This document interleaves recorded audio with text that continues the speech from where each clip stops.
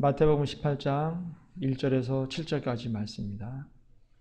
그때에 제자들이 예수께 나와 이르되 천국에서는 누가 크니이까? 예수께서 한 어린아이를 불러 그들 가운데 세우시고 이르시되 진실로 너희에게 이르노니 너희가 돌이켜 어린 아이들과 같이 되지 아니하면 결단코 천국에 들어가지 못하리라.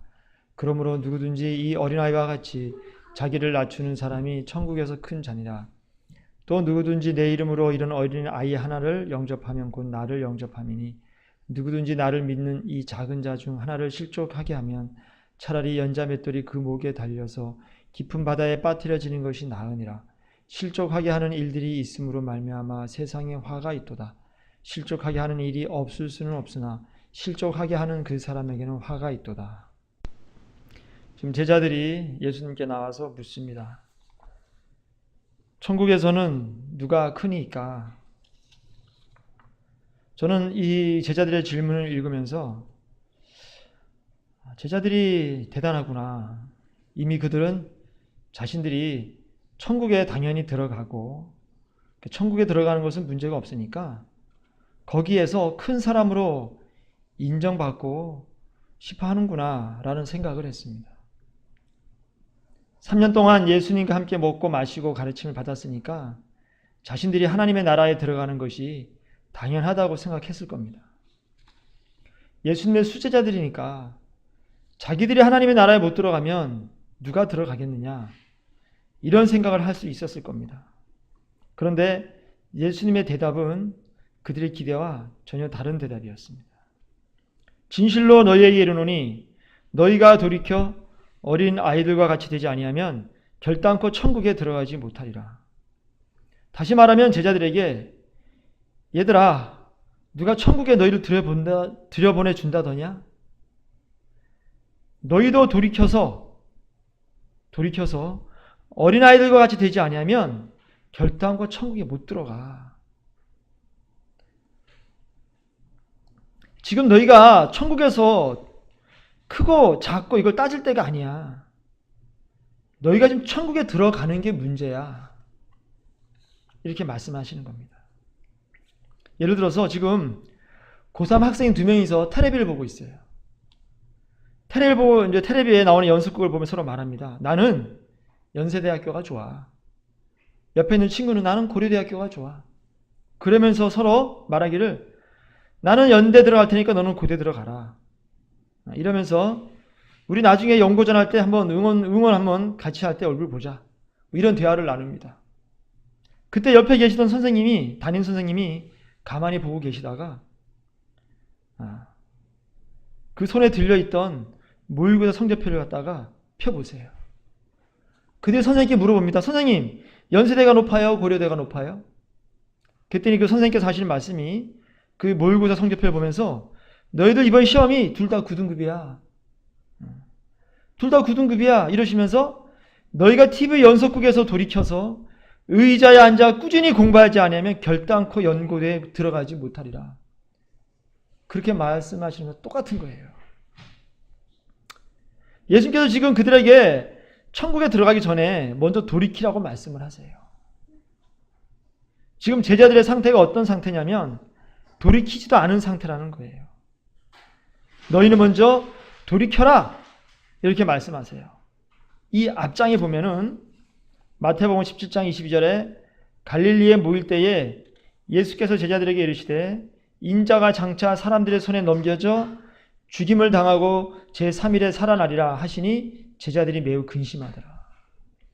지금 바로 앞장에서 예수님께서 이제 나는 곧 죽을 거야 이렇게 말씀을 하세요. 그리고 제3일에 다시 살아날 거야.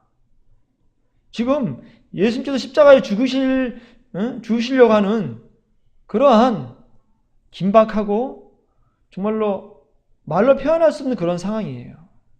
그런데 제자들은 어떤 상태냐면 아직 돌이키지 않은 상태라는 거예요. 즉 회심하지 않은 상태, 회개하지 않은 상태라는 겁니다. 그들은 아직 거듭나지도 아니하고 생명체의 이름도 기록되지 않은 상태이고 그들은 아직도 회개를 안 한 상태란 말이에요.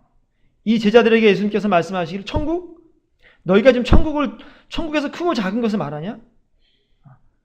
지금 우물가에서 김칫국을 마시는 거야. 어쩌면 우물가 옆에도 오지 않은 상태야, 아직까지. 너희는 돌이켜야 해.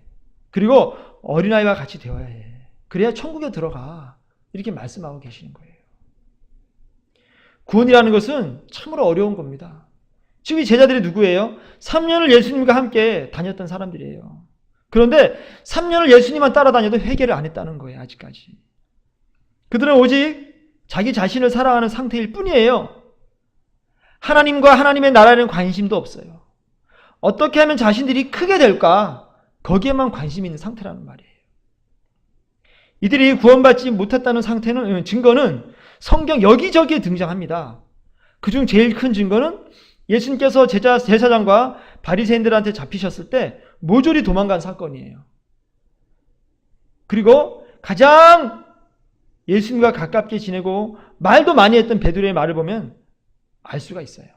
그들은 예수님께서 잡히셨을 때 예수님 다 버렸어요. 그리고 그 전에도 베드로가 어떤 말을 했냐면 마태복음 19장 27절에 이에 베드로가 대답하여 이르되 보소서 우리가 모든 것을 버리고 주를 따라 싸운데 그런즉 우리가 무엇을 얻으리이까? 베드로는 지금 예수님께 모든 것을 버리고 예수님을 따랐다고 말하고 있어요. 이들은 모든 것을 버린 게 맞아요. 가족도 버리고 자기 직장도 버리고 예수님 따라갔단 말이에요. 겉으로 보기에는 제자의 삶을 살아가고 있습니다. 가르침을 받고 그대로 권능도 행하고 같이 예수님과 먹고 마시고 자고 했어요. 그러나 분명한 것은 이들이 예수님을 사랑하지는 않았다는 거예요. 그들은 아직 돌이키지는 않았다는 거예요. 어떻게 알 수 있어요? 베드로의 고백을 보면 알 수가 있어요. 베드로는 뭐라고 고백해요? 우리가 모든 것을 버리고 주님을 따라 싸운데 그런즉 우리가 무엇을 얻으리이까? 베드로는 지금 자기가 뭘 얻을 수 있을까? 내가 다 버리고 예수님을 따라갔으니까 이제부터 내가 뭘 얻을까? 이걸 지금 물어보고 있는 거예요. 이건요, 아직 구원 못 받은 상태예요. 예수님을 통하여서 무엇을 얻을까? 이 땅의 것을 어떻게 하면 더 얻을 수 있을까? 더 누릴 수 있을까? 베드로는 지금 그게 궁금한 거예요, 지금. 이건요, 구원 못 받은 상태예요, 아직도. 결국 어떻게 됩니까? 결국 예수님을 버리게 되잖아요. 결국은. 예수님께 십자가에 달려 돌아가실 때 결국은 버렸잖아요. 배신했잖아요. 예수님은 저주까지 했어요, 베드로가. 제자들은 예수를 믿고 따랐지만은 그 믿음이 하나님과 이웃을 위한 사랑이 전혀 없는 상태예요.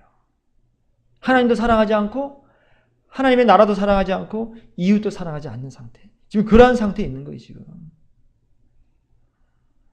이 믿음이 하나님으로부터 선물로 주어진 믿음이냐? 아니라는 겁니다. 하나님께서 선물로 주신 믿음은 반드시 하나님과 이웃을 향한 사랑으로 나아가게 되어 있지 내가 무엇을 얻을까를 고민하거나 궁금해하지 않습니다.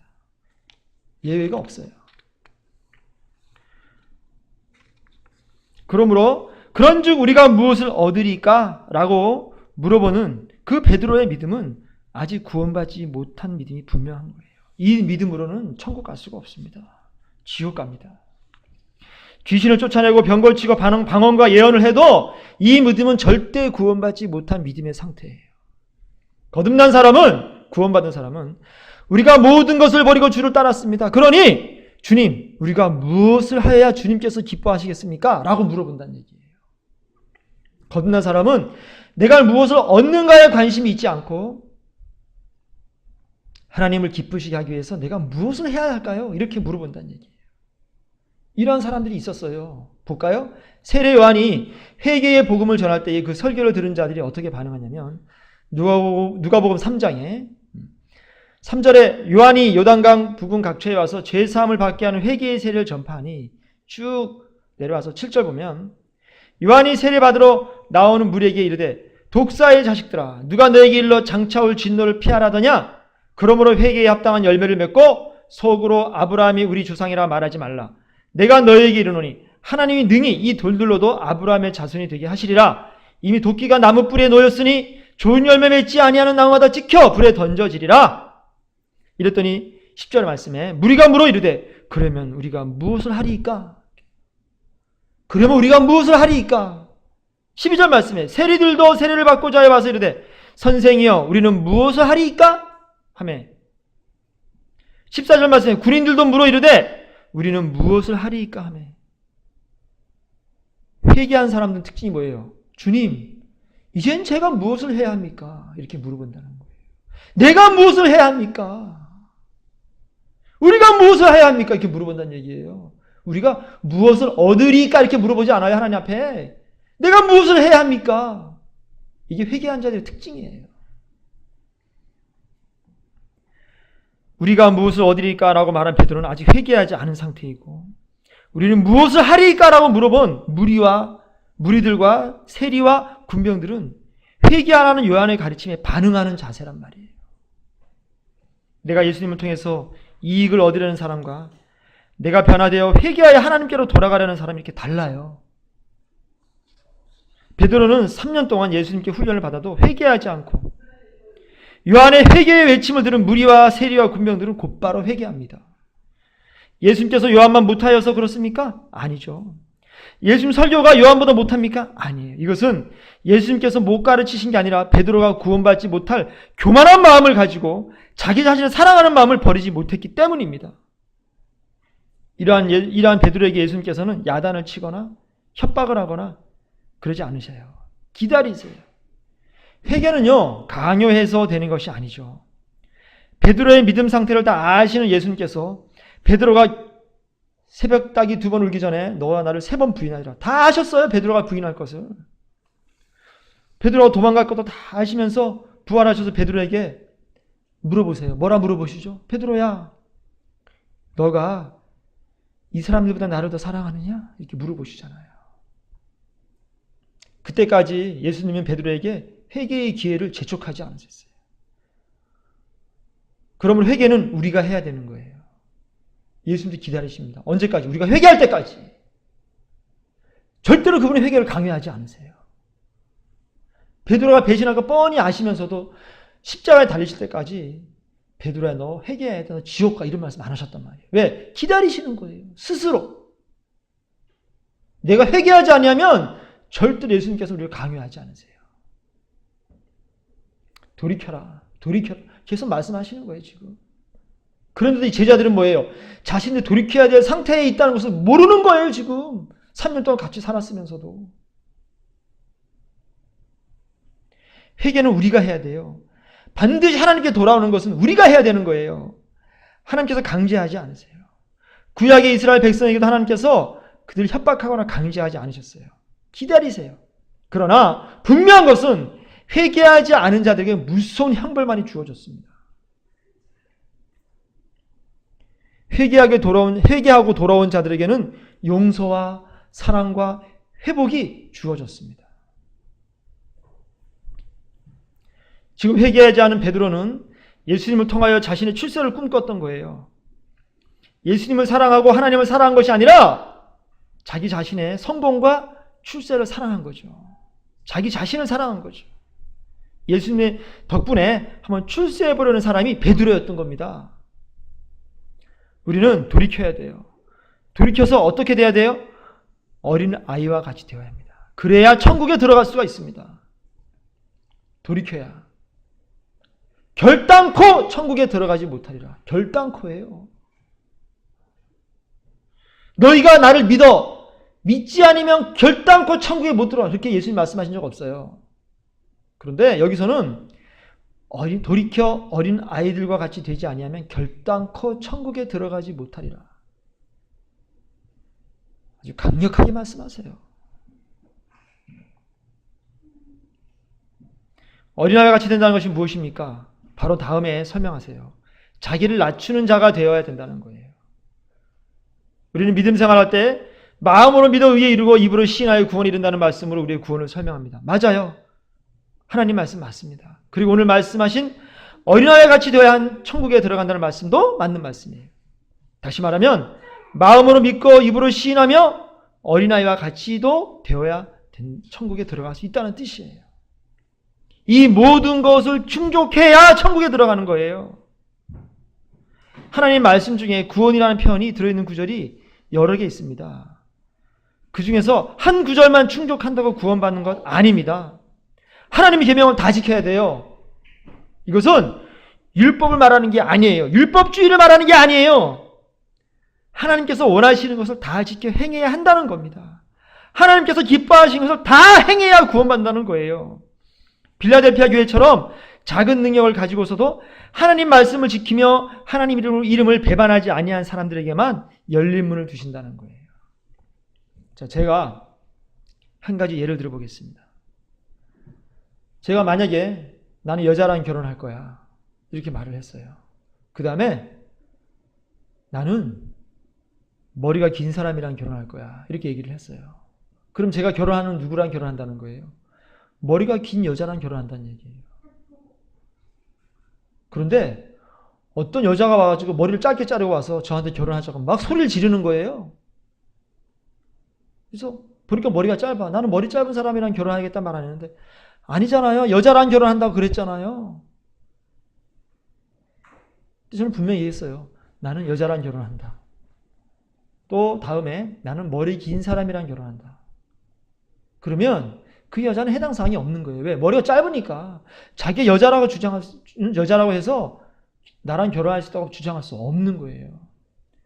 오늘날의 많은 사람들은 뭘 주장하냐면 마음으로 믿어 의에 이르고 입으로 시인하여 구원이 이른다 했으니까 그거 하나만 있으면 다 되는 줄 알아요. 절대 그렇지 않습니다. 어린아이와 같이 되지 아니하면 천국 절대 못 들어가요. 돌이키지 않으면 천국 못 들어가요. 한 가지만 갖고 주장하는 것처럼 어리석은 거 없습니다. 또 한 가지만 갖고 사람들에게 구원받는 것처럼 말하는 것, 그 사람도 어리석은 사람이에요. 우리는 믿음도 갖고 있어야 되고 목에 칼이 들어와도 입으로 시인해야 되고 돌이켜서 어린아이와 같이 되어야 돼요. 예복을 입어야 돼요. 거듭나야 합니다. 생명책에 그 이름이 기록돼야 된단 말이에요. 오늘 많은 교회들이, 많은 교인들이 믿음만 있으면 다 구원받는다고 하면서 계명을 안 지키고 자기 멋대로 자기의 영광을 위하여 하나님의 능력을 덧입어서 자기가 무엇을 얻을까를 고민하고 있는 경우가 많습니다. 이건 절대 구원받지 못하는 믿음이에요. 하나님께서 주신 선물의 믿음은 결코 자기의 유익을 구하지 않습니다. 하나님 나라의 영광과 하나님 나라의 유익을 위하여 또 다른 사람들의 이익을 위하여 기도하고 간구합니다. 오늘 말씀에 돌이켜라는 말씀은 회개한다, 회심한다, 돌아섬을 의미해요. 뭐 헬라어를 주지 말할 필요는 없고 영어로 말하면 turn back, turn around.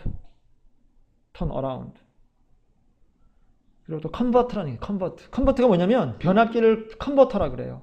220V가 들어와서 110V로 나가는 거예요. 완전히 바뀌는 거예요. 우리가 돌이킨다는 것은 뭐냐면 완전히 하나님께로 돌아선다는 걸 의미하는 거예요. 그리고 어린아이와 같이 자기를 낮춰야만 구원받을 수 있습니다. 왜냐하면 예수님께서 그러셨거든요. 빌립보서 2장 8절 말씀에 사람의 모양으로 나타나사 자기를 낮추시고 죽기까지 복종하셨으니 로마서 12장 16절 말씀에 서로 마음을 같이하며 높은 데 마음을 두지 말고 도리어 낮은 데 처하며 스스로 지혜 있는 채 하지 말라. 자기를 낮추신 본을 보이신 예수님처럼 우리도 나를 낮추어야 됩니다. 어린아이들 같이 자기를 낮추어야 돼요. 그러지 않으면 천국 못 들어가요. 우리도 하나님 말씀 앞에서 나를 낮추고요. 사람들 앞에서 나를 낮추어야 돼요.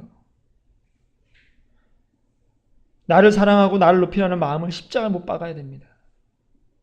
나를 위해 무엇인가를 얻고 싶어하는 마음을 십자가에 못 박아야 돼요. 나의 유익을 위해 살고자 하는 그 마음을 십자가에 못 박아야 돼요. 이 땅을 위해 살지 말고 하나님 나라를 위해 살아야 됩니다. 그 당시에 예수님 제자들의 상태가 어땠냐면 마태복음 20장 20절 보면 그때에 세베대의 아들의 어머니가 그 아들들을 데리고 예수께 와서 절하며 무엇을 구하니 예수께서 이르시되 무엇을 원하느냐 이르되 나의 이 두 아들을 주의 나라에서 하나는 주의 우편에 하나는 주의 좌편에 앉게 하소서. 이 얘기를 듣고요. 24절에 열 제자가 듣고 그 두 형제에 대해 분이 여기서 화가 났어요. 이 세베대의 아들은 야고보하고 요한인데요. 마가복음 10장 말씀 보면요.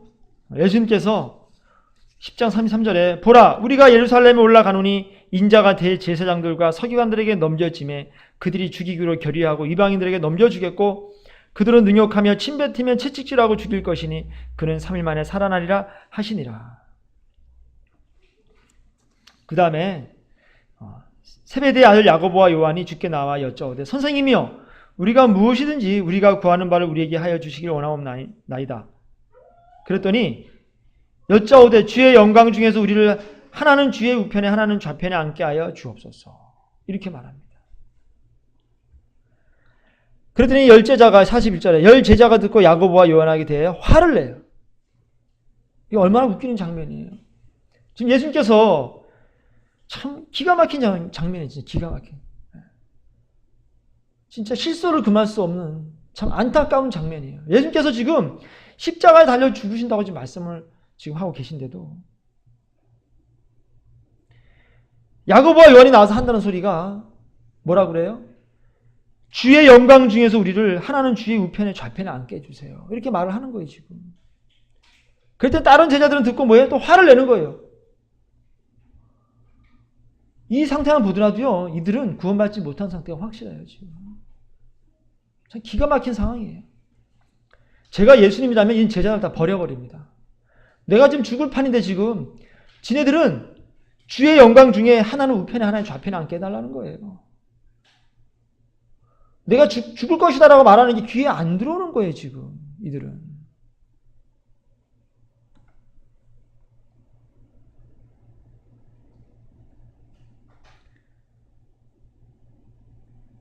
이 사람들은 예수님 사랑하는 사람들이 아니에요. 확실하죠. 지옥 갑니다. 이 제자들이 예수님의 부활과 더불어서 회개하지 아니하였다면 이들은 지옥 갔을 거예요. 근데 그들이 회개하고 예수님을 배반하지 않게 해서 모두 다 순교당했잖아요. 요한 빼고는 다 순교당했어요. 그걸 통해서 우리가 뭘 알 수 있냐면 이들은 결국 돌이켜서 어린아이와 같이 자기를 낮춘 자가 되었음을 알 수가 있어요. 나중에.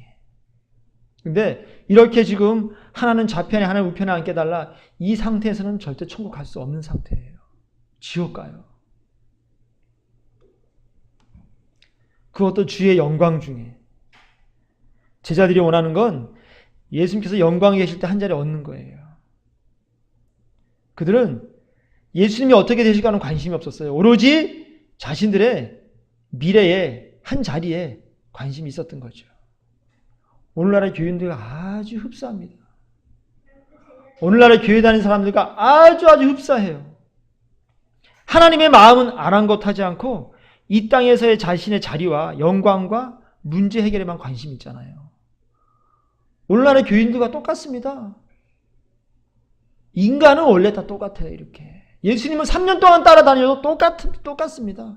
변화되지 않습니다. 언제까지? 십자가에 죽기까지. 우리가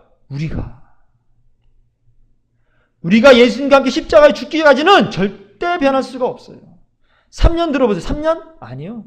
30년을 들어도 변하지 않습니다. 30년을 예수님과 함께 다녀도 절대로 안 변합니다. 제자들이 예수님을 따라다니는 이유는 주님의 영광을 함께 누리기 위함이었어요. 주님께서 십자가에 달리실 것을 말씀하셔도 이들은 그 말이 듣기 싫은 거야. 그렇게 말씀하셔도 그냥 그 귀에 안 들어오는 거예요. 믿고 싶지 않은 거죠. 그런 말씀을. 그들은 오직 예수님의 영광 중에 거기에 동참하고 싶은 마음뿐이에요. 결국 이 마음은 배신하고 맙니다. 결국 예수님은 철저하게 모든 사람들에게 버림받으세요. 우리는 하나님 말씀을요 가볍게 보면 안 돼요. 믿음 하나만 주장해서는 안 돼요. 말씀대로 살아야 됩니다. 어린아이와 같이 자기를 낮춰야 돼요. 그리고 지극히 작은 자를 나 자신과 같이 사랑해야 돼요. 그들이 필요한 것을 채워줘야 돼요. 지극히 작은 자를. 배고픈 자를 먹이고 목마른 자를 마시게 하고요. 옷이 없는 자에게 옷을 줘야 되고요. 그들이 질병을 들은 그들을 돌봐야 되고요. 감옥에 있을 때 그들을 어떻게 해야 돼요? 그들을 갖다가 돌봐야 줘야 돼요. 나그네 되었을 때 그들을 받아들이고 그들을 재워줘야 되는 거예요. 이 사람들만 천국에 갑니다. 이 사람들만 예수님 우편에 설 수가 있어요. 마태복음 5장 19절 말씀. 그러므로 누구든지 이 계명 중에 지극히 작은 것 하나라도 버리고 또 그같이 사람을 가르치는 자는 천국에서 지극히 작다 일컬음을 받을 것이요. 누구든지 이를 행하며 가르치는 자는 천국에서 크다 일컬음을 받으리라. 우리가 이렇게 하나님만 바라봐야 돼요. 많은 사람들은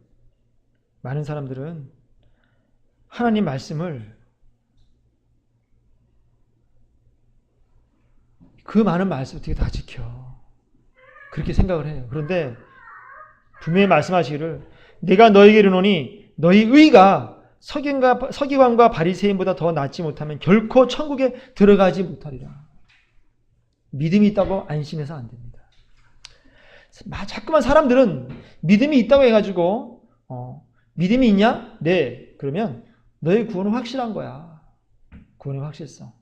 그것은 결코 변함이 없어. 그 구원은 결코 사라지지 않아. 안정성. 그 구원은 영원한 거야. 구원의 영원성. 이런 것들을 자꾸 말을 해요. 근데 지금 그 믿음이 정말 하나님께서 선물로 주신 것인지 나의 개인적인 신념인지 구별해야 됩니다. 덧셈 뺄셈 잘한다고 확실하게 안정되게 영원하게 수능을 잘 본다고 말한다면 얼마나 기가 막힌 일입니까? 한심한 얘기죠. 덧셈 뺄셈만 잘하면 수능 잘 볼 수 있어요? 아니잖아요. 근데 지금 사람들이 구원을 그렇게 생각하고 있어요. 믿음만 있으면 그냥 내가 끝까지 구원 받는다는 거예요. 성경 말씀 분명히 말씀하시기를 마음을 다해 목숨을 다해 뜻을 다해 힘을 다해 하나님을 사랑하고 내 이웃을 내 자신같이 사랑하라고 말씀하셔요.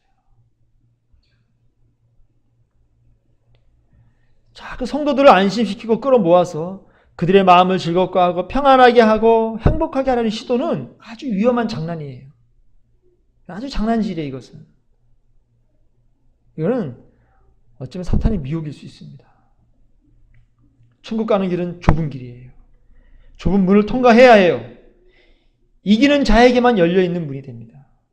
예복을 입어야 되고 계명을 지키고 예수님 이름을 배반하지 말아야 들어가는 것이 확실합니다. 천국 가려면 내 이 땅의 것들을 팔아서 보화가 묻힌 그 밭을 사야 돼요. 가장 아름다운 진주를 사는 자만이 들어갈 수 있는 곳이 천국입니다. 예수님께 접붙임 되어야 되고 회개의 열매가 있어야 돼요. 회개의 열매가. 쭉정이가 되면 안 됩니다. 알곡이 되어야 돼요. 가라지는 안 돼요. 곡식이 되어야 돼요. 곡식과 가라지가 섞여 있다 해서 함께 가는 거 아니에요. 가라지는 싹 골라내세요. 하나님께서. 이렇게 분명하게 구별되고 구분되어지는 곳이 천국이에요. 방심하면 안 됩니다. 솔로몬처럼 하나님으로 시작했다가 결국은 뭐예요? 하나님을 버릴 수 있습니다.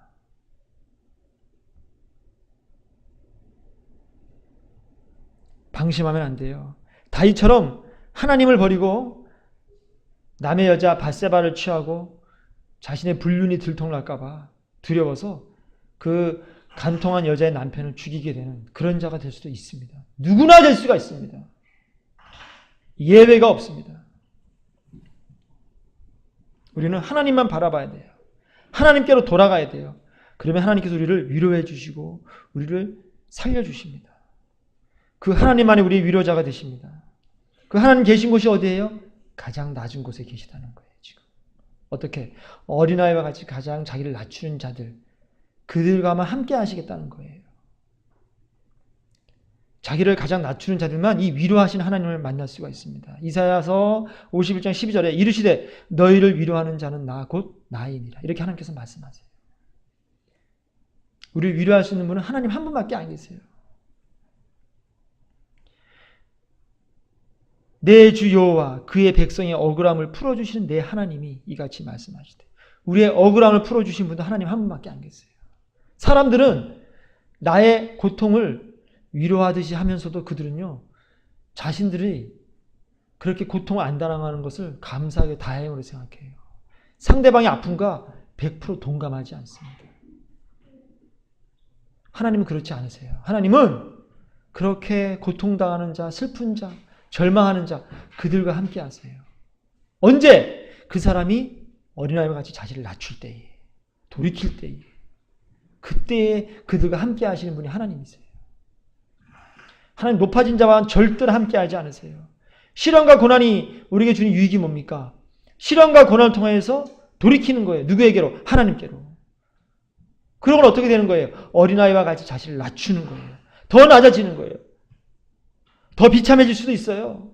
더 고통스러워질 수도 있어요. 더 낮추는 거예요. 그때에 거기에 계신 누굴 만나요? 하나님을 만날 수가 있는 거예요.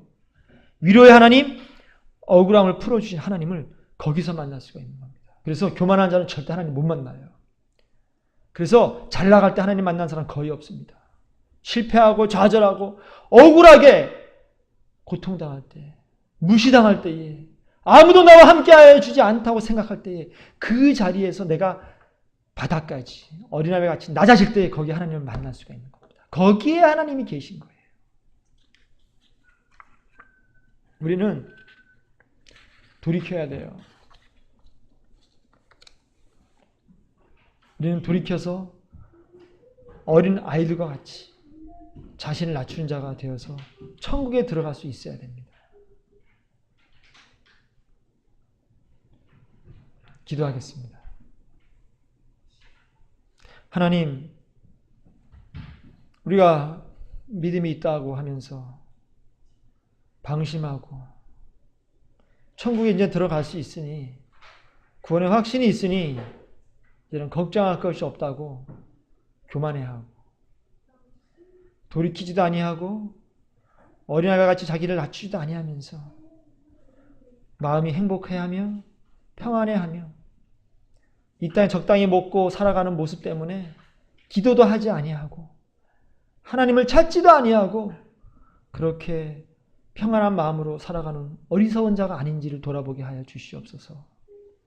내가 돌이켜서 주님 앞에 회개하여서 어린아이와 같이 자신을 낮추는 자가 되게 하여 주시고, 또한 그렇게 고통당하고 낮은 곳에 있는 사람들과 함께 울며 기도하며 그들과 함께 마음을 나눌 줄 아는 사람들에게 인도하여 주시옵소서.